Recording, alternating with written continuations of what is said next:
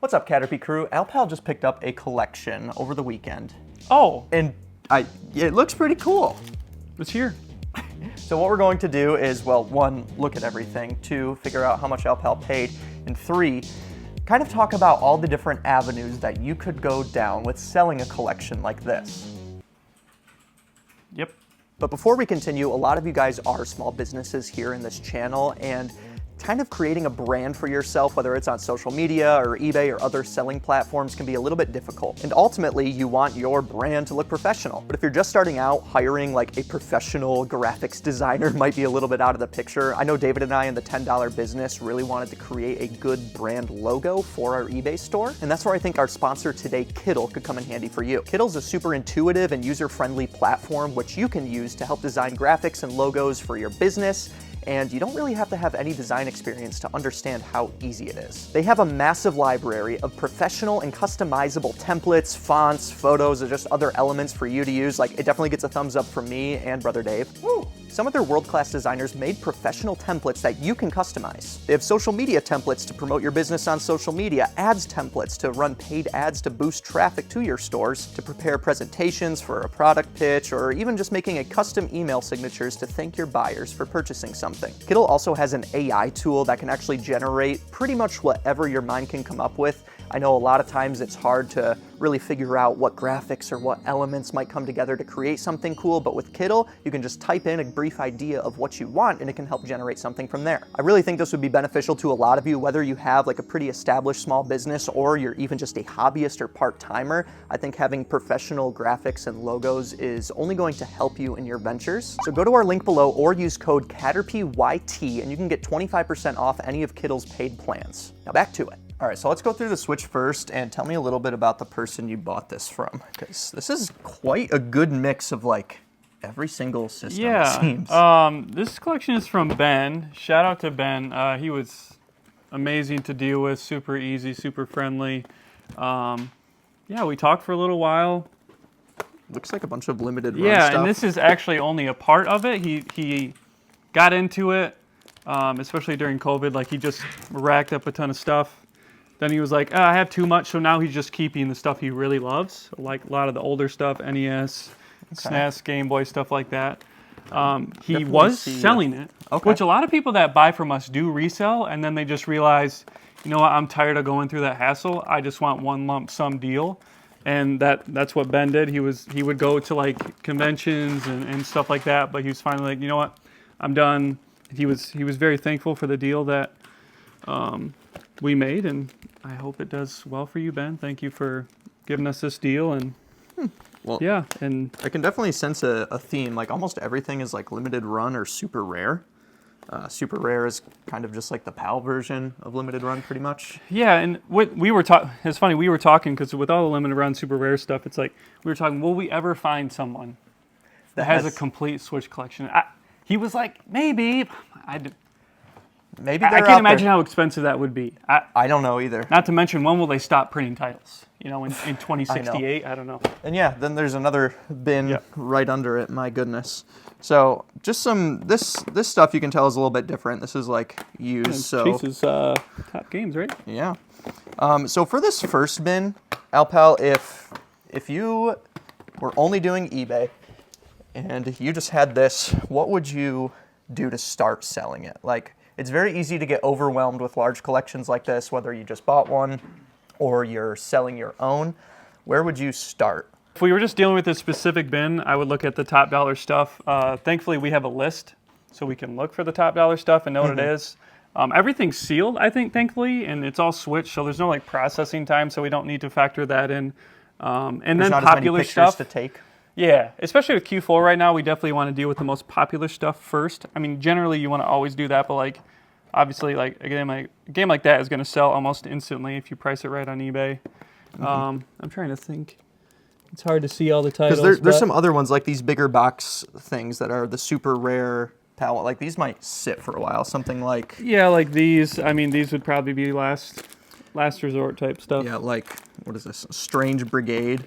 Like, this is a game that they probably printed 5,000 of, and there's not necessarily a ton of people. Might not even have a price charting listing. Especially since it was PAL, it probably doesn't, I doubt. I love it. So, and then we'll get to the collection as a whole. But then this bin, it's like got your sealed popular stuff. Now, for us, this is typically stuff that we'd send off to Amazon or just run, you know, sudden death on whatnot. But there's some interesting cases where we still might list things on eBay, especially if it's like a super rare. Not super rare, the Switch game, but like a very uncommon game. They really affected the game market as a whole with the language we speak. Terminology. Yes. Yeah, it's a super rare game. Yep. Yeah. It has a limited run, but it's not limited run. And then we get to this kind of stuff. So we have PS2. Ooh, there is GameCube. Yeah, so we have Xbox, Wii U, Game Boy, Genesis, NES. Goodness, what did he keep? He kept the older stuff. Okay. So, yeah, I think when he said that Nintendo came out when he was like 8 or something like that. So that's the older stuff is what he has. This must have been just stuff he didn't like as much. There's the biggest photo of the bunch in here. Yeah. Sunset Riders. So as a whole, out of everything here, what would you be spending your time on first? Would it be listing the retro bin or, oh my gosh. Well, the thing... It's not original. It's like, is that a OG sealed Spanky's? Yeah, because there's also this one. It's like, it's an unlimited run. Yeah. Still cool, but, you know, you guys don't know. This is like a, $1,400 game complete if it's for the 64. Yeah, if it was sealed, that'd be pretty nuts. But Yeah. this is in decent shape. The manual. I would call that very good shape for the Genesis game. We've been Just a little talking, bit of that, we see so many of these. It's like we get a custom, just like, you know, of all the Sunset Riders in existence. That's the top 1%. Yeah, this is probably a 9.5 out of 10 in reality. Yeah, that's what's sometimes tough. Like even with, let's take a Styanax out and look at, you know, I guess while we look at the condition, what are the big things that you would note if you, like that. But even still, this probably displays better than 99% of all the boxes that have existed. Are pretty mangled. So when you're listing on eBay, specifically boxed games, what are you looking to take photos of first? Or what are the most important photos that you would take? Definitely the box, any nicks or anything like that. The cartridge, making sure the label is completely seen. eBay, the thing that they did, I don't know if it was like a year ago or so, they went from 12 pictures to 24. Yeah. So there's really no reason that you can't show everything about the item, especially if it's expensive, like use all 24. Because for descriptions, writing out what you might see, let's be real, most people don't even read those, but they will scan through the pictures. Is there ever a price point where you wouldn't spend the time taking all the pictures? I would say if it's like there's little nuances here and there that for us, I don't know what we would do. Yeah, if it's like a $25 game, I'm definitely not taking like specific pictures of the corners for every single game. If it's seen in other photos. If it's seen in other photos, I want to make sure it's seen, but I won't take I'll just take a back picture that can be seen. I won't take like a closer up picture of it, just because we have to factor in our time heavily here. That's our biggest resource. Yeah, and your guys too, especially if you're trying to go from part-time to full-time, or even if you want to go from just a hobby to part-time, it's definitely worth knowing what is worth spending your time on. Like Dragon Warrior here, really, really good condition on pretty much everything. Like this would be one where I would consider taking more pictures because, Alex, for really nice retro stuff, like, what's your pricing strategy for something like this in particular? Well, thankfully, like price charting has a lot of data, so you can look through, and they have pictures. At least if you can go back to the listing and see kind of if there's one in similar condition that's sold for that. But you can always price a little bit higher depending on if you want to sell stuff quick or not, and just accept offers. Like, there's been cases where I, put something for $500, but I'll be willing to accept a lot less just because you never know. I mean, you could wait a month and no sales, so you just take an offer of, 30% off just to get it moving. Yep. But there's sometimes where I do that and it goes for the asking price. So you never know. You just have to know what your business is able to do, how much it's able to keep in inventory for a while. And how willing you are to let some of those higher dollar items sit, because we've had plenty of collectors that have said things like, hey, I've been looking for this game for 2 years, just waiting to find the right one on eBay, and I will pay whatever it costs. So it's like, there are people like that do exist. Yeah, it is interesting when you get into kind of the retro side of things. I don't know, what do you think this price chart's complete at? Well, that's a pretty cheap NES Yeah, game. It probably maybe price charts at 20 to 30 bucks. 20 to 30 bucks is what my guess is. But It's a pretty nice But copy. in really good condition, Yeah. it could go for 20 to 50% more. You really don't know. It certainly could. You can always price down. You can't price back up. Like, how many times have you had something where you're just saying that you listed it, it sells instantly, and you're like, oh, dang it. I could have listed it for a little bit more. But the thing to note with that is that most people, like collectors, have keywords put into their eBay accounts. So when something's listed, they immediately get notified. So there's been so many cases where I'll list something, get an offer of like 10 to 15% off. I'm like, no, I'll wait. And then that item will not get an offer for another 4 or 6 months. And it's like, shoot, I should have definitely took that offer. So take that in mind when you're getting offers early on, because those are generally the time when you get the offers. That's why a lot of times it's good to actually end the item and sell similar as a brand new item. That way those people get notified, oh, this item is listed again. You lower the price a little bit. That way they get notified again rather than just hoping that someone else stumbles upon it, which... Yeah, we have a lot of like little micro things that you should be doing in your eBay store over in the Discord. We've done challenges in the past. We're taking a break on those, but all of the information is still there on how to really ramp up your eBay sales, especially because we're in Q4. So from a sourcing perspective, Alex, how much did we spend on this? $6,600. $6,600, okay. And now, if let's say you were kind of in that level 3 to level 4 of sourcing, where you maybe have $10,000 to spend, Q4's here, you just spent $6,600 now, you're rocking with like a third left. Yeah. Are you trying to drain the account, or are you just trying to focus on selling now? Well, the thing that is tough is that a lot of people sell in Q4. So if it's only focused on selling, you might miss out on, especially if you're buying collections, you might miss out on some collections because your bank account is just empty. The way to help that is I would certainly go after Switch first. Not to mention, like, this is almost all sealed. There's no processing time. It's a sealed Switch game. You take 2 pictures, front and back, and that's all you have to do. Cthulhu Saves Christmas. Throw that in the title. If you have a scanner, would highly recommend you getting a scanner. You can just scan it right into your computer, and it'll pull up, other listings if it's been listed. And then you can just add, like, it has the little barcode numbers. You can just type in sealed after that, and it'll pull up all the sealed things. So, and especially like when listing stuff like that, I wouldn't spend a whole lot of time looking through pricing, especially when you have price charting. I would almost go off of that. So if you're looking, modern stuff, you can do that. Yeah, like an NES game, you want to scroll through, make sure that the pricing is right. But for a Switch game, you're only going to be a few bucks off with what you're listing. It's not worth scrolling through, taking 10 minutes to list a Switch game. Yeah. But that's definitely what I would focus on, because it's new, it's modern, it's going to sell quick. And then I might go to like GameCube. That always sells fast. And then maybe some popular disc-based games. But I would go slow on the disc-based games if you are looking to resurface them, because the processing time is just more extensive. I would probably go then to the retro, because it still does sell fast, especially NES. The Genesis, I might hold off on just but because... this is some decent Genesis. There's caveats to everything we're saying here. There is, for sure. Like Rampart, maybe hold off on that. It's not as popular of a game. Maybe go like the Dragon Warrior, Donkey Kong, stuff like that first, to get that listed, all the popular stuff, and then go from there. And then even all of that depends, because say 80% of your buy cost is tied up in disc-based. Then that changes the equation entirely. It does. I mean, yeah, for this collection, it's not. I mean, a lot of it is in the Switch. Yep.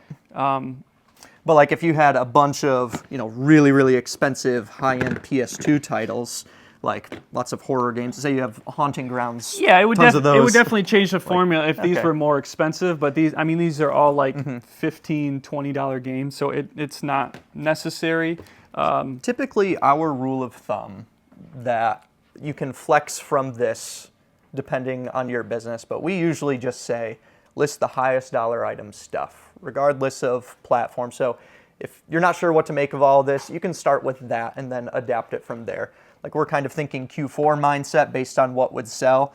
But if this was, say, March or April, where typically eBay's a bit slower, we'd probably just start getting that high dollar stuff listed so we can get as much money back as quick as possible. Yeah. But there's lots of nuance. As you guys experiment more and more with listing as well, you'll figure out what does well for you, like Shadow Warrior. Like, I don't even know what console this is for. I mean, it was with the PS5 stuff, but like it could be PS4. So there's other things, like if you get in a collection and you aren't sure like anything about it, that's another thing to factor in your time researching products. So many times people spend 30 minutes researching an item that's worth $15 at the end of the day. And it's like, is it worth it? That's sometimes stuff that gets thrown into a bin and creates a death pile for yourself. I don't know what we would do if we didn't know a lot about games. So another thing to take away is buy and sell what you know a lot about already, and then you can start introducing other things. So like let's go over to some of this stuff over here, Alpal. So like these are more interesting. Yeah, those are all like what collector's editions. Are they for Switch? I think they're all for the Switch. Yeah. Okay. But say we didn't know. Right. That's going to be require some research. And sometimes like these special editions don't even have the title on it.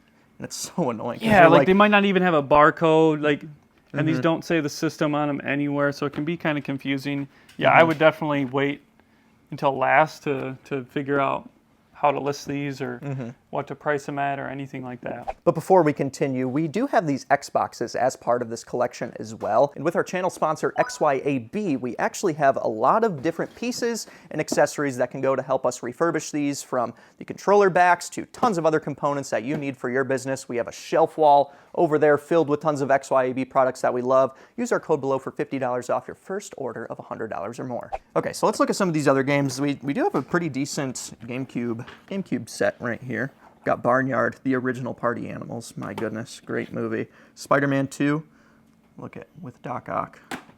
Then we got just a lot of classic stuff here. Mortal Kombat, Beyond Good and Evil, Battalion Wars, True Crime, the big red one. So when it comes down to Wii, Alex, have you noticed like the shift in popularity of Wii?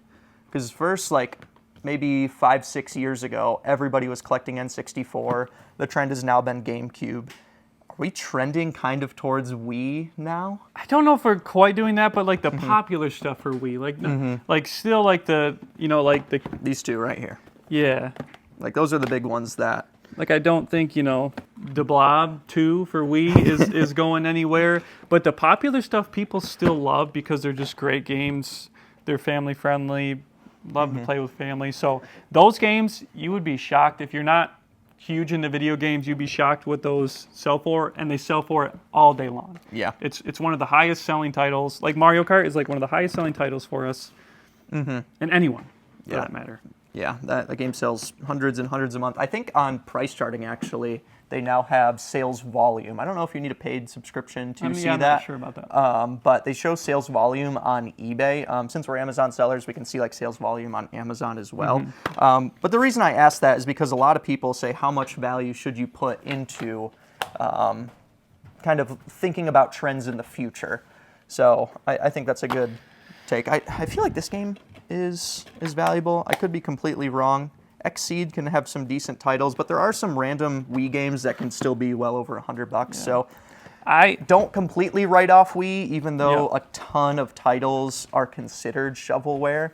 Stick with the popular stuff. It's going to be good. Mario Party 9 is a great game that is still very, very pricey in retrospect to Wii Play. Yeah, arguably it sold more. If you were listing these on eBay, my play would be to take a few of the popular stuff and then lot up the rest. Yep. And do a few bucks a game to get them out of here. I would say, so in the past we've talked about listing a consistent number daily. That's about building healthy habits. Again, more on that in the Discord. But it does get to a point where you should be at least a little bit concerned about the quality of your listings as well, because your time is worth something. These are all games that, well, maybe that one's decent. I don't know. I don't think it is. It does look like it. It looks like it would be. But let's just say you took these 5 games. it would take you how long to list all these individually, Alex? 5 games, I don't know, 15 20 minutes. Versus if you just take a picture of all these, throw it up for $3 to $5 a piece instead. Because some of this stuff might not be worth selling individually. So that's another thing you need to consider, especially when buying collections. What's your kind of your outplay if, you know, this isn't sellable by itself or these aren't sellable by itself? There's a reason games that are, you know, worth $5 to $10, game stores pay 10 cents for. Yeah. It's because with all the processing time, you know. And to go back to your question about trends, if you're a smaller seller, I would honestly avoid it. I mean, it's not a market where you can guarantee that something's gonna raise. If you want to treat it as, you know, like your fun money, or like, you know what, I'm gonna blow this $100 on this game because I think it might go up. Sure, but don't treat it as an investment. In our business, maybe like 1% or less of our spending is on like experimental buys.